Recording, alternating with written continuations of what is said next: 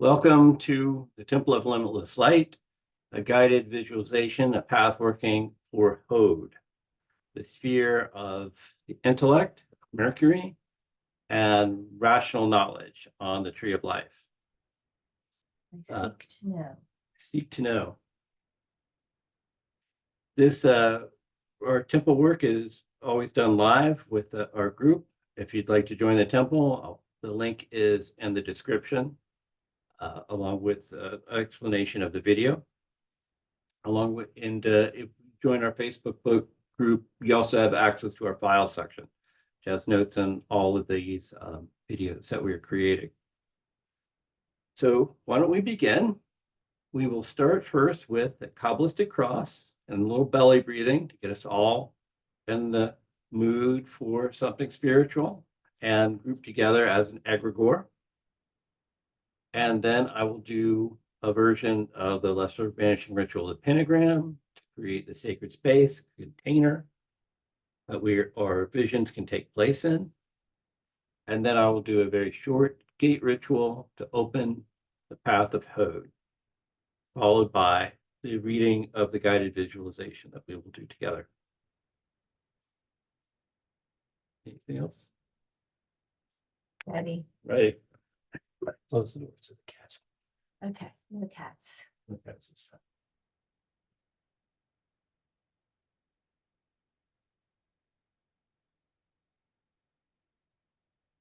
Okay, so let's begin by doing some belly breathing.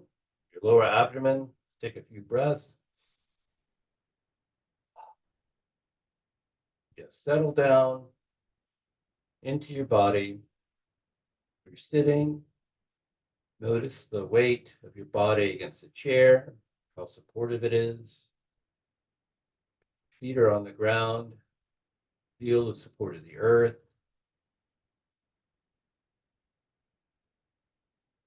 Nice deep breath. Just sink into the body. Feel how supportive, comfortable you are. So that you're mindfully present, but relaxed and feeling safe. Then visualize yourself growing larger and larger. Your head moving up through the clouds, past the moon, into space, till the earth is but a small ball beneath your feet. Reach up above your head to where there is a ball of pure white brilliance. Touch the energy, bring it down to your forehead, and vibrate.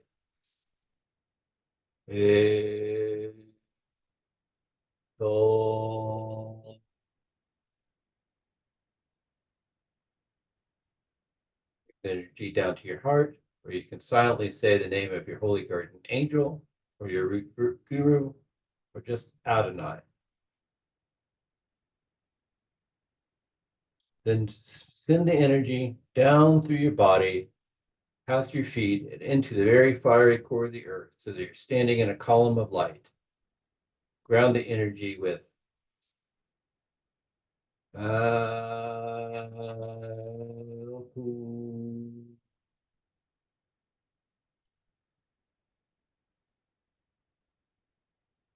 the energy up to your left shoulder.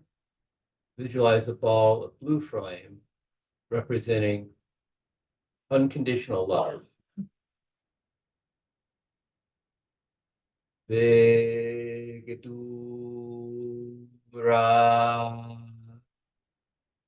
Bring the light across to your right shoulder.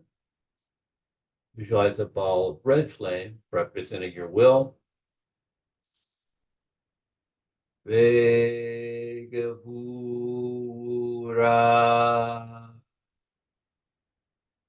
Leolam. Amen.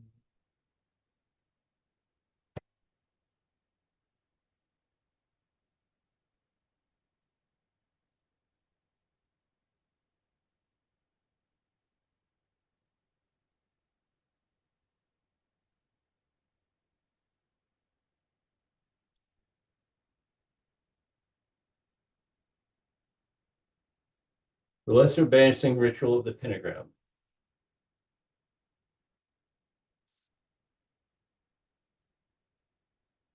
Adonai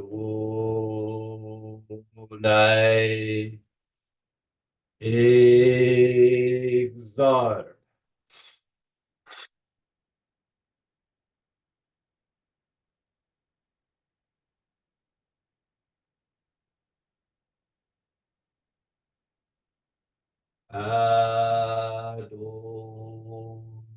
Adonai Beitome.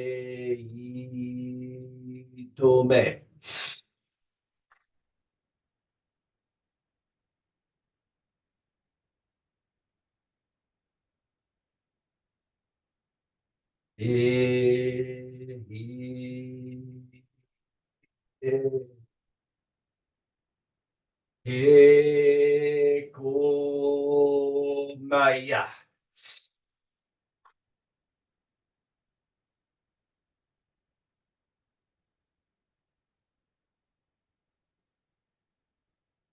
Agela.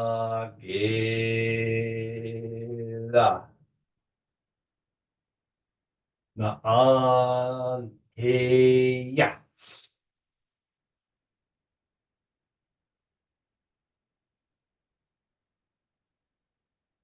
Before us, Raphael. Behind us, Gabriel. At my right, our right hand, Mikael. At our left hand, Uriel. Around us flame the pentagrams, and in the column shines a six-rayed star.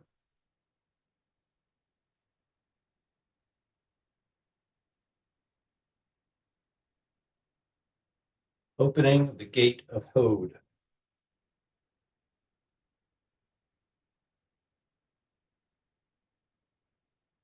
I invoke the high priestess as the guide who will lead us on our journey and assist us in our travels. I open the gates between worlds. I invoke the high priestess. I open the gates between worlds. I invoke the hermit of the fierce guardian who will guard our way and test us. I open the gates between worlds. I open the gates between worlds. I invoke the tower as the ordeal, the enemy within our heart that we must strive to overcome. I open the gates between worlds. I open the temple of Hod.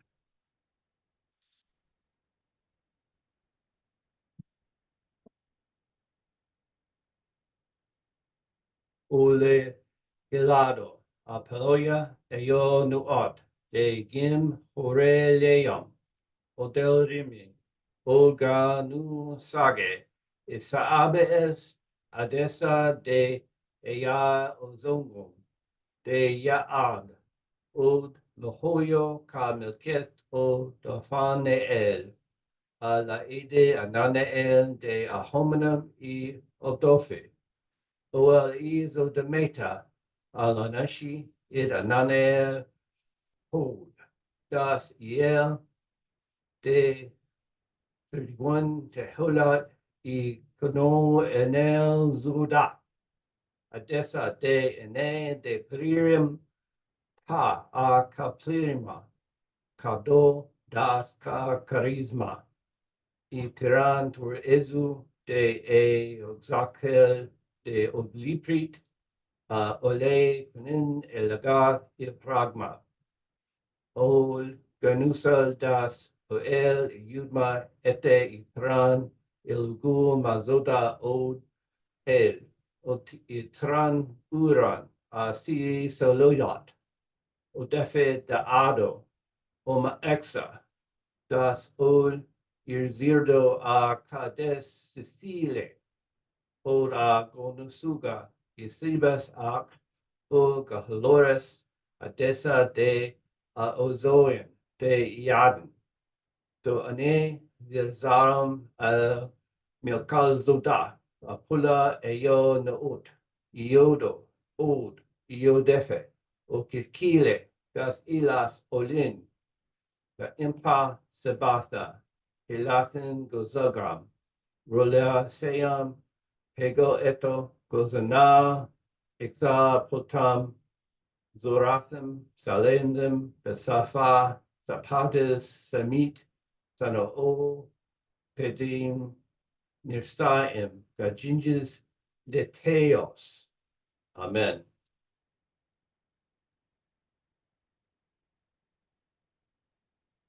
The eighth path is called the absolute or perfect intelligence because it is the mean of the primordial, which has no root to which it can cleave nor rest, except in the hidden parts of Gedula, magnificence from which emanates its own proper essence.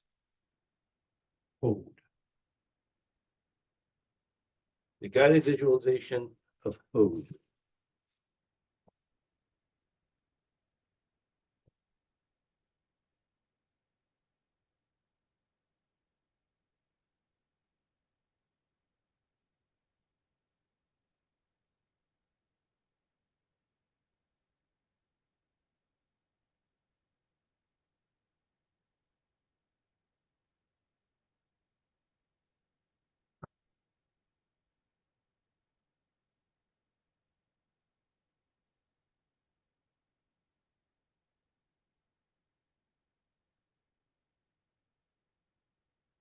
Carrying in your hand the Egyptian cartouche, or symbol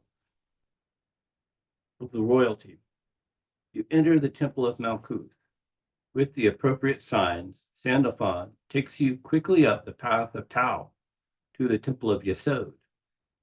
In Yesod, you greet Gabriel and put on the violet sandals.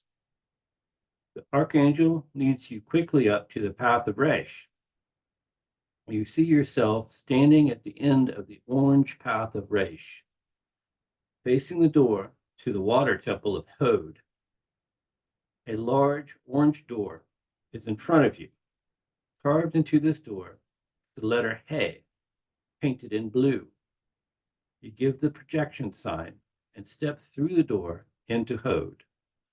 Once on the other side, you give the sign of silence.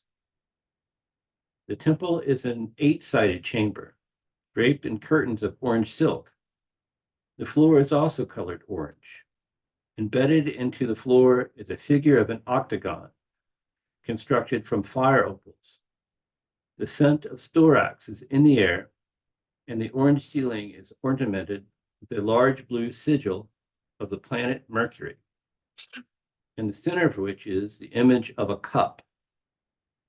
8 marble columns surround the central blue altar, on which is a disc of opal containing the sacred temple flame, a chalice of water, and a book with the figure of an octagram gracing its cover. On closer inspection, you see one word written on the book: knowledge. To announce your presence in the temple and call forth its inhabitants, you vibrate the divine name. Elohim.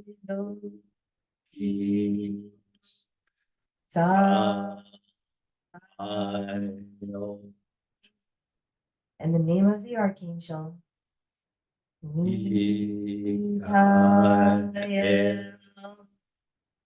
You then call on the order of angels known as the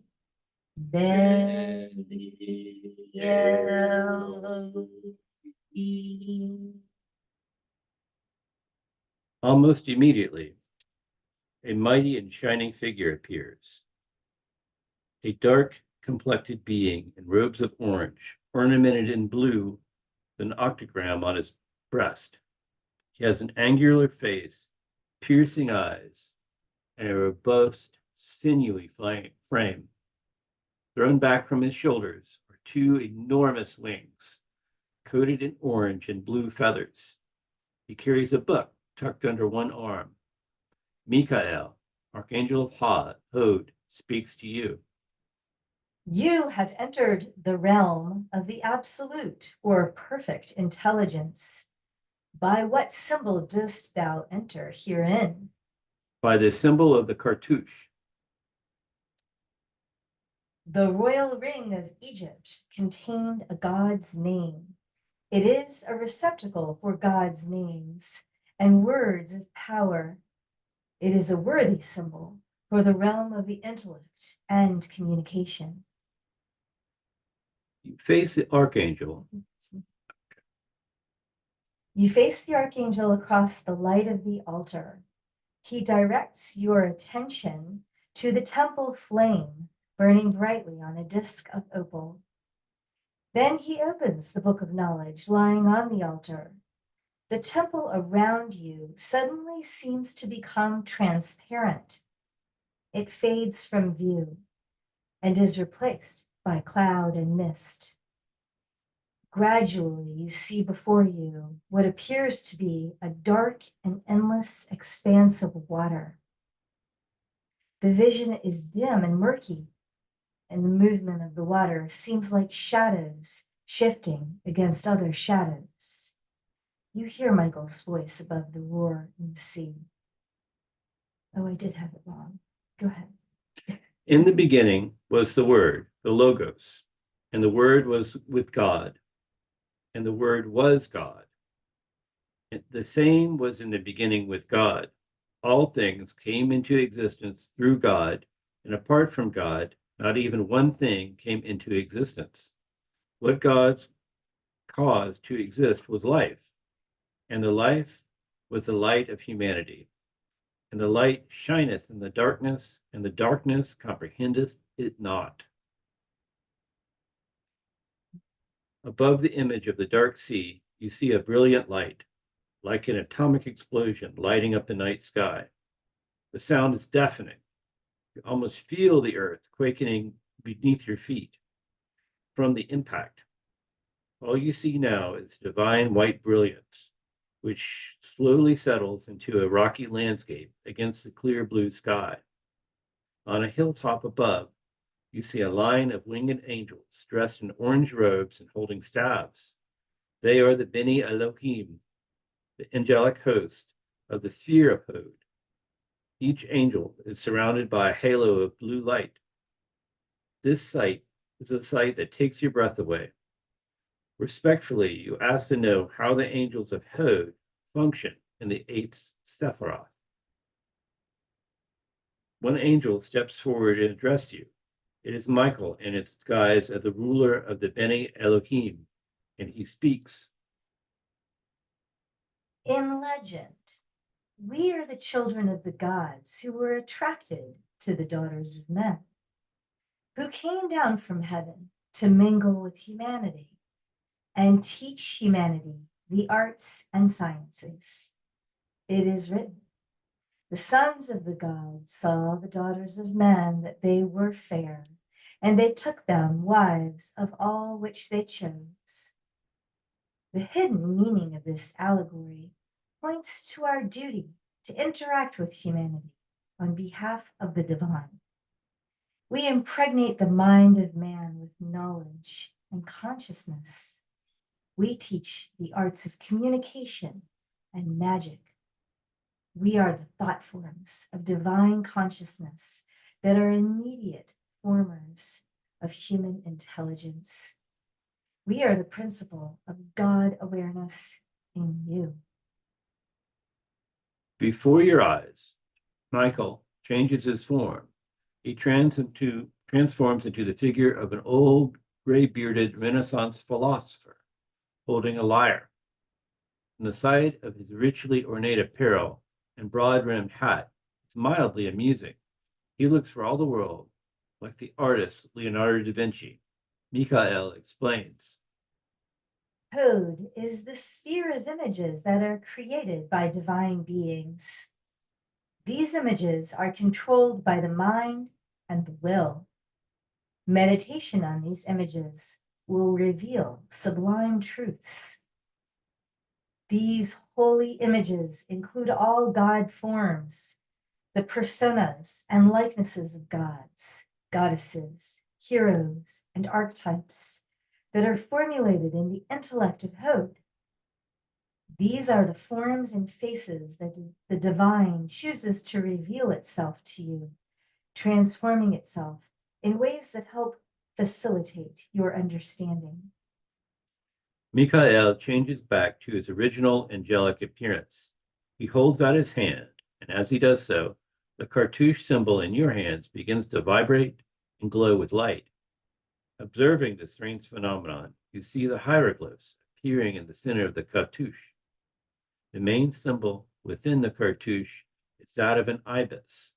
Michael tells you of its importance. This is the name of Thoth, Tehuti. This is the God form chosen by the divine to instruct you in the mysteries of Hod. Michael, the line of angels, and the hill they stood on, all fade from your view in a swirl of orange mist. You find yourself standing in a vast room filled with books. It's obviously a library of some kind, and there seems to be all manner of books, both modern and ancient, lining the walls. There are hardcover books on shelves, as well as papyri, which are kept in large clay jars. The concept of time seems irrelevant here.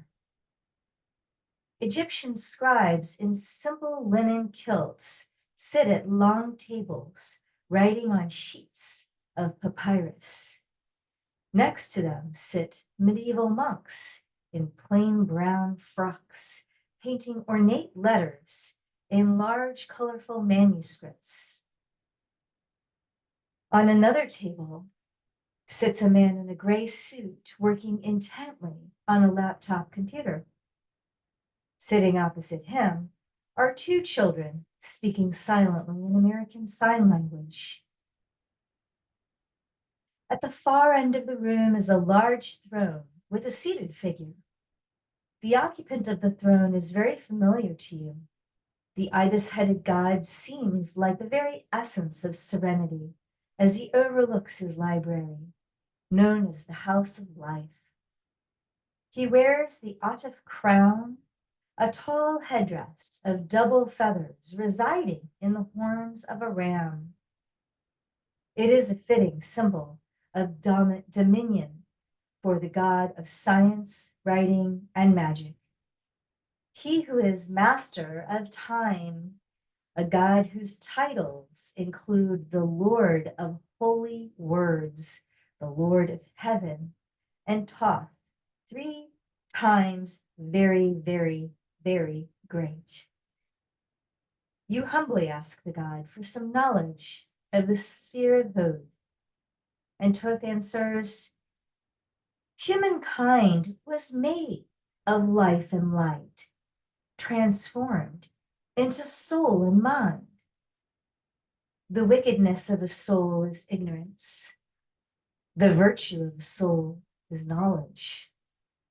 Knowledge is the gift of God, for all knowledge is incorporeal, but uses the mind as an instrument, as the mind uses the body.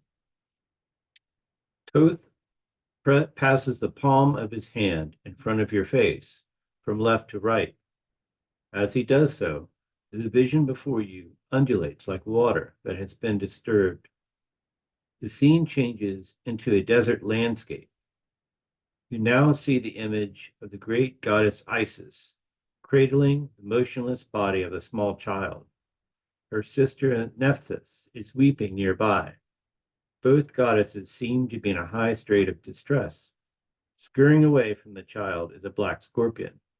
The son of Isis has been stung, and the deadly poison of the scorpion has rendered him unconscious. The lament of the goddess is painful to listen to.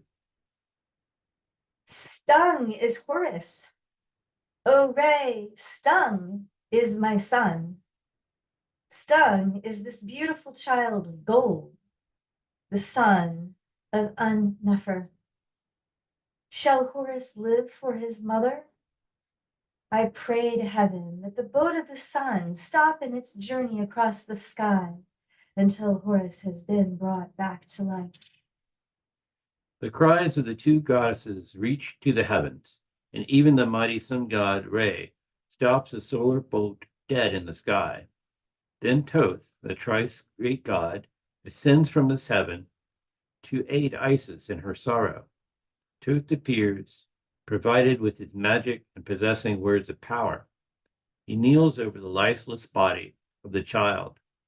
The god extends his hands over the dead Horus and intones a magical formula, quietly in the Egyptian tongue. As he does so, you hear Michael's voice repeat the following words. The speech in the silence. The words against the son of night. The voice of Thoth before the universe in the presence of the eternal gods. The formulas of knowledge, the wisdom of breath, the radix of vibration, the shaking of the invisible, the rolling asunder of the darkness, the becoming visible of matter, the piercing of the coils of the stooping dragon, the breaking forth of the light. All these are in the knowledge of Thoth.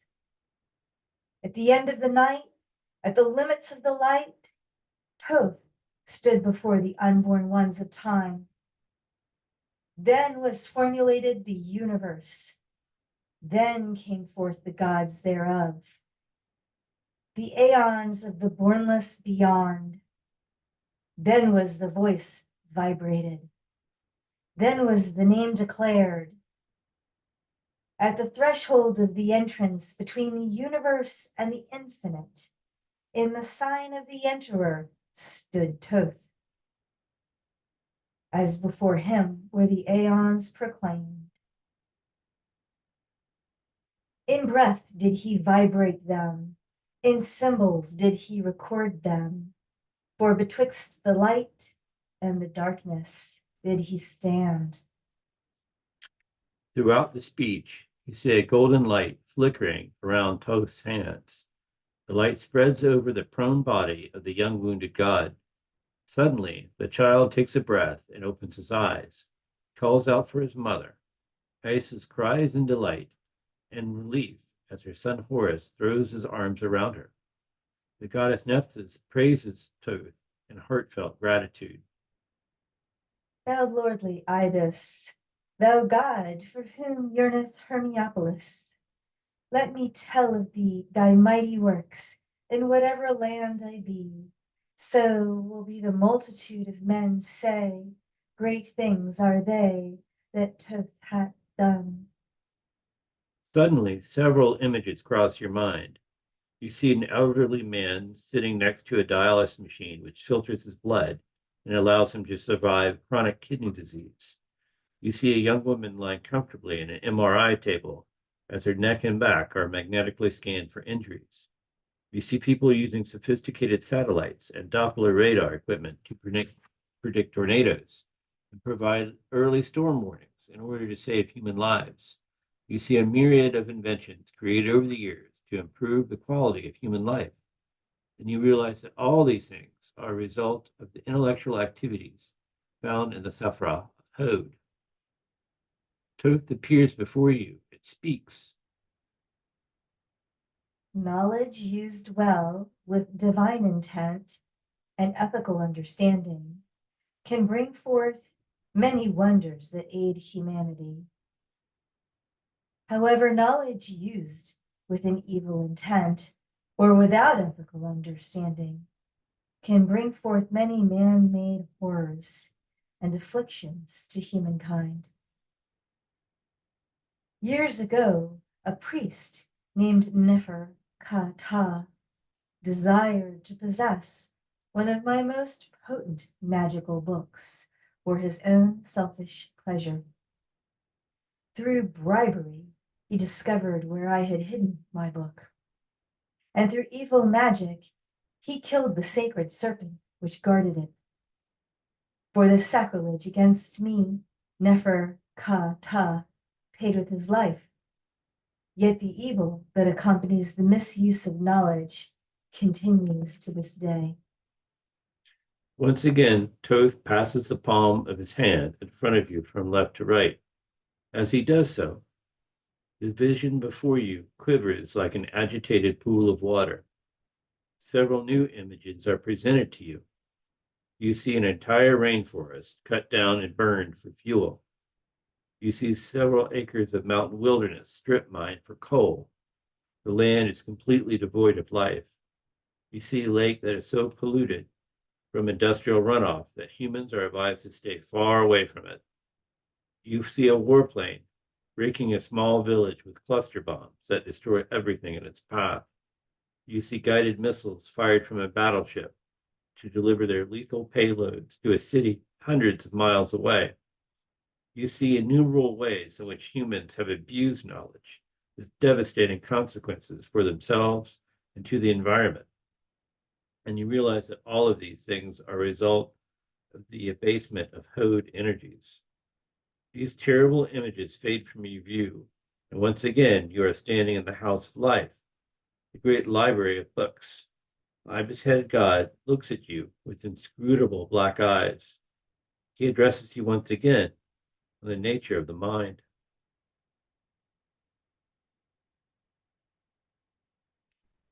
Mind is the very substance of God, if indeed there is a substance of God. And of what nature that substance is, God alone knows precisely. There are two gifts which God has bestowed on man alone and no other mortal creature. These two are mind and speech. And the gift of mind and speech is equivalent to that of immortality. If a man uses these two gifts rightly, he will differ in nothing from the immortals, or rather, he will differ from them only in this, that he is embodied upon earth. And when he quits the body, mind, and speech will be his guides. And by them, he will be brought into the troop of the gods and the souls that have attained bliss. Speech is an image of mind, and mind is an image of God. Use these gifts wisely. Gradually, the library and its inhabitants fade from your view. The image of the great god Thoth lingers for a brief moment, then it too vanishes in a flash of light. You find yourself in the temple of Hode once again, standing in front of the altar across from Mikhail. Like your two previous Sephirotic experiences, the visions that were shown to you have occurred within the temple of Hode. You never left the sanctuary. Michael, the archangel of Hode and leader of the Beni Elohim, gives you a few moments to get your bearings, and then he closes the book of knowledge lying on the altar. You thank the archangel for his glimpse of the mysteries of Hode. Quickly you descend the orange path of Resh from Hode to Yesod, where you briefly anoint yourself with oil and return the astral slippers. Descending the path of Tau, you find yourself in the temple of Malkuth in the company of Sandalphon. Turning to face the portal through which you first entered the temple, you give the projection sign and pass through it. On the other side, give the sign of silence.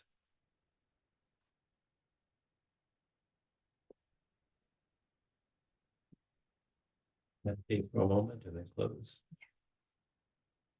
We will have a brief meditation, and then I'll close the temple. Feel free to stay in your vision.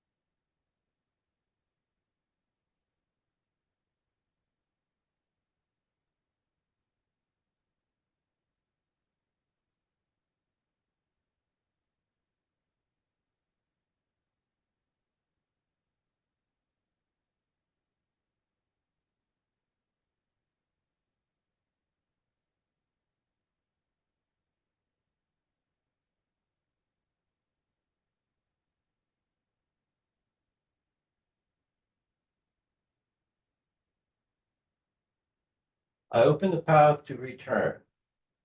Having gained the boon and wisdom of our journey to the underworld, I will come forth by day and translate this wisdom into a substance, the grail that shall rejuvenate the world. I open the gates between worlds. I invoke the guide, the emperor that will guide us through back to the regular world. I open the gates between worlds. I invoke the fierce guardian of the moon, which shall help me to translate truth from illusion. I open the gates between worlds. I summon the ordeal, which I must translate my wisdom into something universal to transform the world. I open the gates between worlds. Open the gate coming forth by day.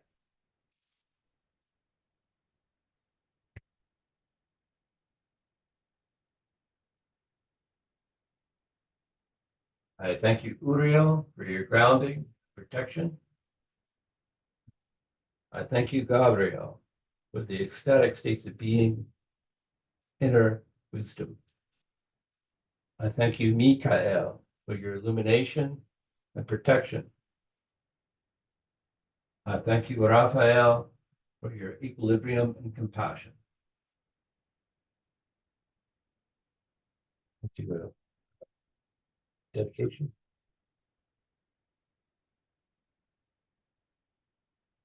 By this merit, may all sentient beings abide in peace, be free of suffering,